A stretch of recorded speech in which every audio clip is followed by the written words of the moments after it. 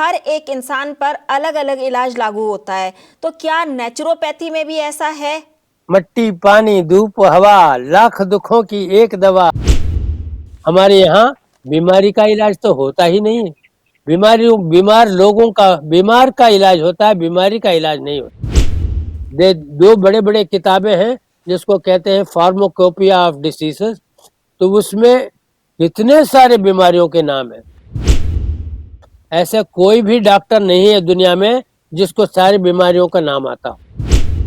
तो ये प्राकृतिक चिकित्सक जो है रोग का प्रशोधन नहीं करेगा, लेकिन रोगी का प्रशोधन जरूर करेंगे। नमस्कार, D5 चैनल हिंदी देख रहे दर्शकों का मैं वंदना स्वागत करती हूँ। आज एक बार फिर हम जुड़े हुए हैं नेचर केयर के वरिष्ठ चिकित्सक डॉक्टर अरुण शर्मा जी से। डॉक्टर अरुण शर्मा, आपका बहुत बहुत स्वागत है हमारे इस प्रोग्राम में। हमें भी खुशी है आपके दर्शकों से दोबारा मिलने का।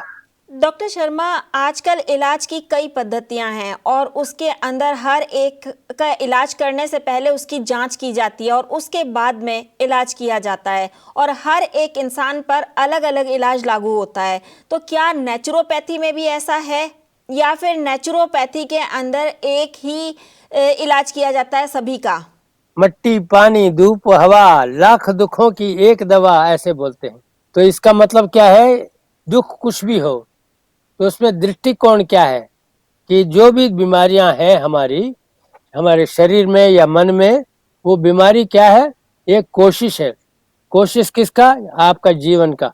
Life makes an effort to bring you back to health, disease और लैक ऑफ इज। बीमारी जो भी कुछ होता है उस वक्त शरीर के अंदर गंदगी का एकत्रित होकर के कई दिनों से निकल नहीं रहा है। गंदगी के एकत्रित होने से शरीर में और मन में दोनों जगह में गंदगी का एकत्रित होने की वजह से बीमारी होती है। क्योंकि समय समय पर गंदगी शरीर से निकल जाए तो शरीर शुद्ध रहता है। इसलिए यूनिवर्सल लॉस होते हैं। नेचुरल लॉस का मतलब क्या है? कुदरत के कानून सबके लिए बराबर है। ये कुदरत के कानून को रीएस्टैब्लिश करना या उसको एस्टैब्लिश करने के लिए नेचर क्योर की पद्धति में सिखाया जाता है कि स्वास्थ्य को कैसे रक्षा करना चाहिए। हमारे यहाँ बीमारी का इलाज तो होता ही नहीं है। बीमार का इलाज होता है, बीमारी का इलाज नहीं होता। क्योंकि जब बीमारी का इलाज होता नहीं तो बीमारी की जांच भी नहीं करते। जैसे लोगों के अंदर कई किस्म की बीमारियां कहा जाता है कि है। पहले जमाने में गिने चुने बीमारियां होती थी। अब देख लीजिए, जैसे जैसे समय बढ़ता जा रहा है तो बीमारियों के नंबर तो इतने ज्यादा हो गए। दो बड़े बड़े किताबें हैं जिसको कहते हैं फार्माकोपिया ऑफ डिसीजेस। तो उसमें इतने सारे बीमारियों के नाम है। ऐसा कोई भी डॉक्टर नहीं है दुनिया में जिसको सारी बीमारियों का नाम आता हो। वो तो अब ये ऐसे स्थिति में हम लोग चले गए हैं कि भाई अगर आपका हार्ट का प्रॉब्लम है तो वो हार्ट कार्डियोलॉजिस्ट को देखते हैं। कैंसर का प्रॉब्लम है, ऑन्कोलॉजिस्ट को देते हैं। और दांत का प्रॉब्लम है तो डेंटिस्ट के पास देते हैं। आंख का प्रॉब्लम है तो ऑप्टोमोलॉजिस्ट को देखते हैं। ऐसे हर एक के ऊपर स्पेशलिस्ट आ गया। इतने स्पेशलिस्ट आ गए डॉक्टरों के कि बाएं नाक का कोई प्रॉब्लम है तो दाएं नाक वाला नहीं बता सकता, दूसरे डॉक्टर को बताना पड़ेगा। हर एक डॉक्टर का स्पेशलाइजेशन इतने बारीक में चला गया है कि वो जांच करने के लिए भी बहुत खर्चा करना पड़ता है। एक तो होता है जनरल प्रैक्टिशनर, वो पहले पैसा लेता है कंसल्टेशन के लिए और आपका जांच पड़ताल करता है। तो आपका जो सवाल जवाब करके ये निर्णय करेगा आपको किस डॉक्टर के पास भेजना है। तो फिर आपको बोल देगा कि आप न्यूरोलॉजिस्ट के पास जाइए। आपके नसों के अंदर तकलीफ लग रहा है, पहले न्यूरोलॉजिस्ट के पास जाइए। फिर उसके बाद हमेशा वापस इनके पास आना पड़ेगा। न्यूरोलॉजिस्ट के पास जाने के बाद वो तो टेस्ट करेंगे। एक तो टेस्ट इन्होंने किया जनरल प्रैक्टिशनर ने, उसके बाद वो न्यूरोलॉजिस्ट टेस्ट करेंगे। फिर उसके बाद वो कहेगा ये तो हार्ट का नर्व खराब है तो आप कार्डियोलॉजिस्ट के पास जाइए। तो ऐसे एक एक डॉक्टर जो है दूसरे के पास भेजेगा। हर एक डॉक्टर अपना जांच पड़ताल करते हुए खर्चा भी ले लेगा। इतना खर्चा डायग्नोसिस में हो जाता है कि आधा पैसा तो यहीं खत्म हो गया, इलाज तो अभी शुरू नहीं हुआ। एक लड़की थी हमारे दोस्त का, उसको अचानक टेम्परेचर हाई हो गया, सर में दर्द होने लगा, उसको अस्पताल ले गए। अस्पताल में एक हफ्ते से जांच कर रहे हैं, जांच कर रहे हैं, कोई पता नहीं लगा। तो उसके बाद उसकी दादी आई, दादी ने देखते ही कह दिया, अरे इसको तो चेचक हुआ है, स्मॉल पॉक्स है, ये चिकन पॉक्स है, इसको इधर अस्पताल क्यों लाए हो, घर ले चलो। तो वो एक उसको सुन लिया, डॉक्टर के पास एकदम जाके कह रही, उसकी दादी माँ आई है, कहती है कि इसको चिकन पॉक्स है।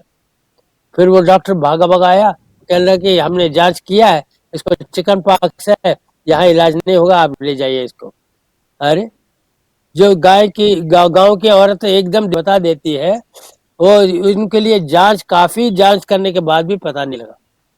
ऐसा प्राकृतिक चिकित्सा में कोई जांच पड़ताल की आवश्यकता ही नहीं है, क्योंकि प्राकृतिक चिकित्सा में यूनिवर्स होता है। यूनिवर्सैलिटी का मतलब प्राकृतिक कानून सबके लिए लागू है।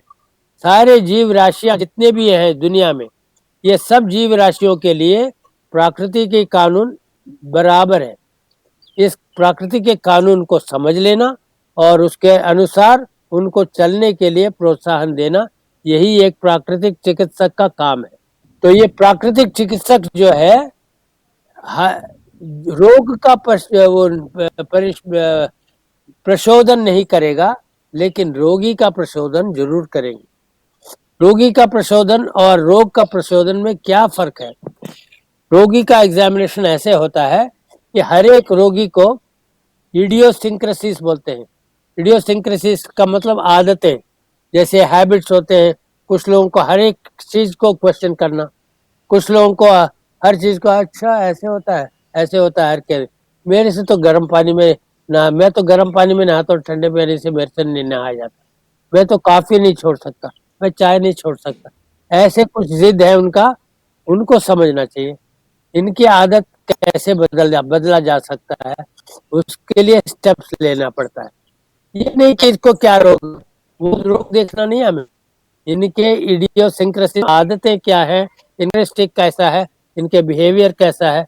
कुछ लोग जैसे मैंने बोला ना, रोते रहते हैं, कुछ लोग हर चीज में खुश रहते हैं, लापरवाह रहते हैं, अरे क्या होता, कुछ नहीं होता, कुछ नहीं होता, ऐसे बोलते हैं कुछ लोग। अरे वो नहीं करना चाहिए, ये नहीं करना चाहिए, कुछ लोग ऐसे डरते रहते हैं।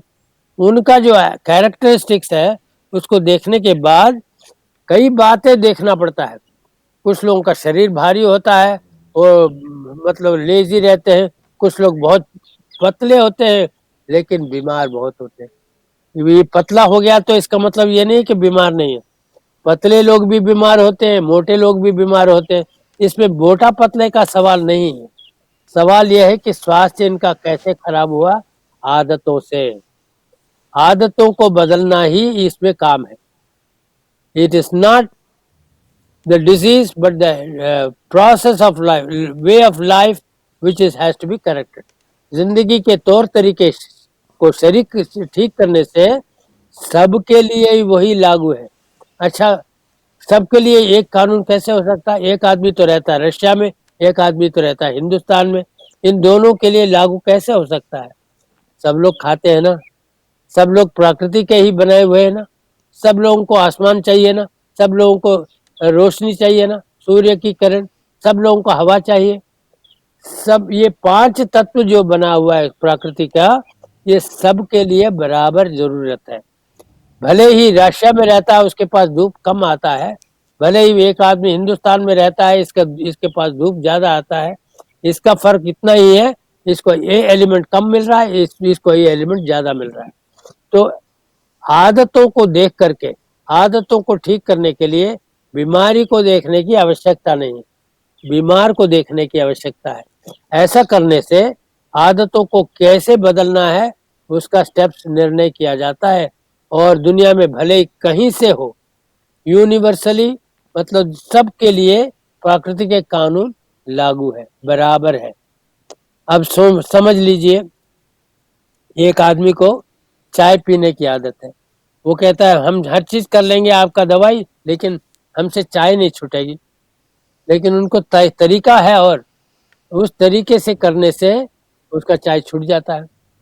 उदाहरण के तौर से मेरे एक दोस्त हैं जो कि पहले तो हमारा मजाक उड़ाता था, अरे भाई तुम तो घास फूस के डॉक्टर हो, हम तो दवाई खाते हैं, एक दवाई खा ली मेरे सर दर्द दूर हो गया, ऐसे कहता था, मजाक उड़ाता था। हम भी कहते थे कोई बात नहीं, दोस्त है। लेकिन कुछ ने के बाद उनके वाइफ से फोन आया था, भाई साहब हमारे हस्बैंड को तो बहुत ज्यादा सर दर्द हो रहा है, दवाई से भी नहीं रुक रहा, आपको बुला रहे हैं। मेरे मेरा इलाज तो नहीं करेगा भाई, वो तो दवाई हमेशा। नहीं नहीं, आपको बुला रहे हैं, कह देंगे, कह रहे हैं कि जो भी आप कड़वा से कड़वा दवाई दो हम ले लेंगे। हम जब उनके पास गए तो उसने एक शर्त रखा हमारे साथ कि भाई जैसे भी कड़वा दवाई देगा, घास फूस जो भी देगा हम खा लेंगे, लेकिन मेरी चाय मत बंद करना। पहले ही उसने कंडीशन बता दी। मैंने कहा अच्छा भाभी ऐसे करो, इनका जो है सुबह पेठा का रस दे दो, 2 घंटे के बाद फल दे दो एक किस्म का, और 3 घंटे के बाद सलाद दे दो, लेकिन शाम को सब्जी उबली हुई देना। लेकिन इनका जो पहला कप चाय है ना वो बंद है, वो नहीं देना। इसका मतलब मेरा यही था कि सुबह का चाय मत देना, ये सब दे देना, बाद में देंगे। लेकिन उस भाभी ने आंख मारा। मैंने कहा, वो कहती है ठीक है समझ गई। मैंने कहा ये क्या समझी पता नहीं। अगले दिन जब आया तब पता लगा क्या क्या समझी।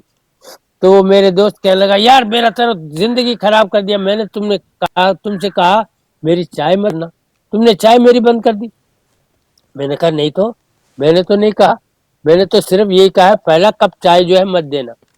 यही तो मुसीबत हो गई। मेरे वाइफ को बोला कि मेरी चाय ला भाई, मैंने पेठा का रस ले लिया। तो ये सॉरी, तो ये कह रही थी कि अरे ये तो आपका पहला कप चाय होगा। अरे पहले कप को जाके कूड़े में डाल, दूसरे कप लाओ। वो कहती मैं तो लाऊं, लेकिन जब आप पियेंगे तो फिर आपके लिए पहला कप होगा। अरे भाई मुसीबत हो गया इसके साथ। तो वाइफ के साथ नहीं लड़ सकता था, फिर मेरे साथ लड़ रहा था। मैंने कहा आप चाय पीनी है?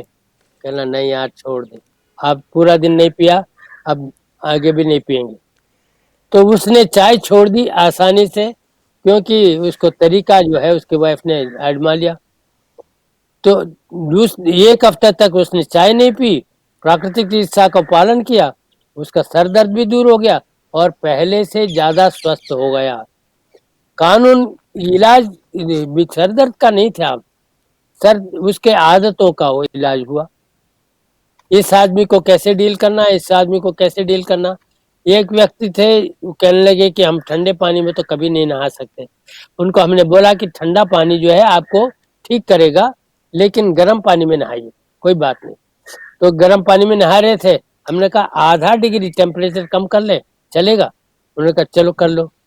तो आधा डिग्री टेम्परेचर कर लिया तो नहा पाए। उसके बाद हर रोज आधा डिग्री और कम करते गए, तब उनको आदत पड़ गया ठंडे पानी का, इतना गर्म नहीं, कम गर्म से नहा रहे थे। फिर हमने कहा कि आखिरी में थोड़ा और ठंडा करके क्विक कोल्ड शावर ले लीजिए। वो हर तरफ से कोऑपरेट उन्होंने किया। उसके बाद उनका जो सांस लेने की तकलीफ थे वो दूर हो गया। कई चीज और करनी पड़ी, लेकिन आदत बदलने के लिए हमें क्या करना पड़ता है, स्टेप बाय स्टेप जाना पड़ता है। सब दुनिया में जितने भी बीमारियां हैं उन सब के लिए ये रास्ता है कि उस व्यक्ति का स्वास्थ्य का बढ़ावा दो। स्वास्थ्य कैसे बढ़ता है? स्वस्थ जीवन से। Health comes through healthy lifestyle, natural healthy lifestyle. इसको क्या बोलते हैं? प्राकृतिक जीवन हो और जीवन शैली स्वस्थ हो। ऐसे करने से हर एक का बीमारी दूर हो जाता है।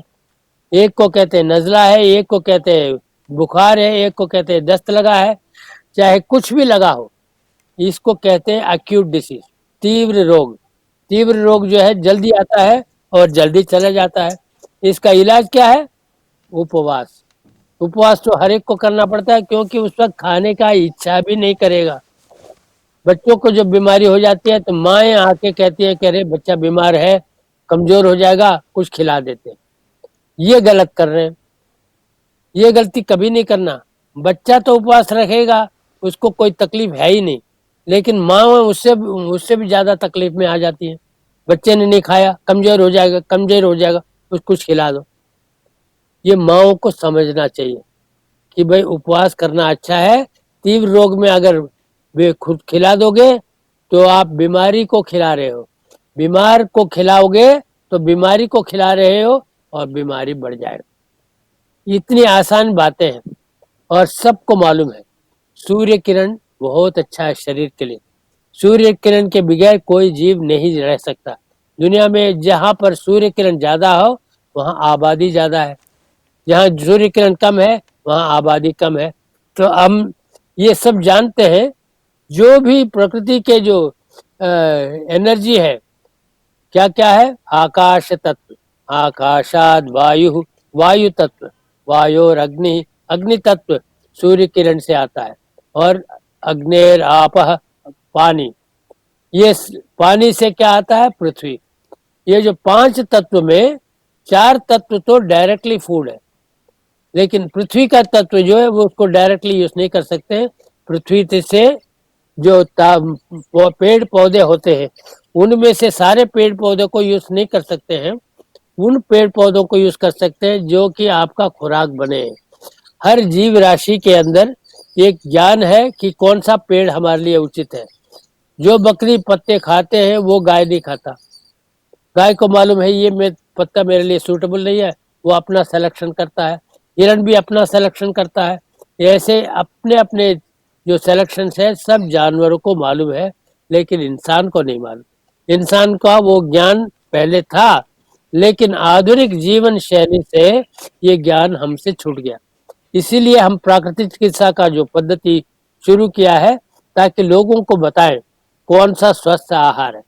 और ये जो हल्के आहार है जिनको बोलते हैं सूक्ष्म आहार, जो भारी आहार जो हम खाते पीते हैं उसको बोलते हैं स्थूल आहार। स्थूल आहार के अंदर सब लोगों का विश्वास बैठा हुआ है, जितना खाएंगे उतना ताकत बनेगा, ऐसे सोचते हैं। हम कहते हैं जितना हल्का आहार आहार हो आपको उतना अच्छा उसके अंदर प्रभाव है कि आपके शरीर में और आपके मन में एक बदलाव ला सके। बीमारी में हम क्या चाहते हैं? ये बदलाव चाहते हैं कि स्वास्थ्य की तरफ शरीर जाए। इसीलिए हम ये कहते हैं कि जो जितना हल्का आहार हो बीमारी के वक्त उन पर निर्भर करिए। और जो बीमार नहीं है तो स्थूल आहार भी खाइए, लेकिन हिसाब से खाइए, चबा कर खाइए। डॉक्टर शर्मा, आपने बहुत ही सही बात कही कि आदतें बदलने से बीमारियों को दूर किया जा सकता है। आप हमसे जुड़े, आपका बहुत बहुत धन्यवाद। Thank you. अगले एपिसोड में आपसे फिर मुलाकात होगी, तब तक के लिए नमस्कार।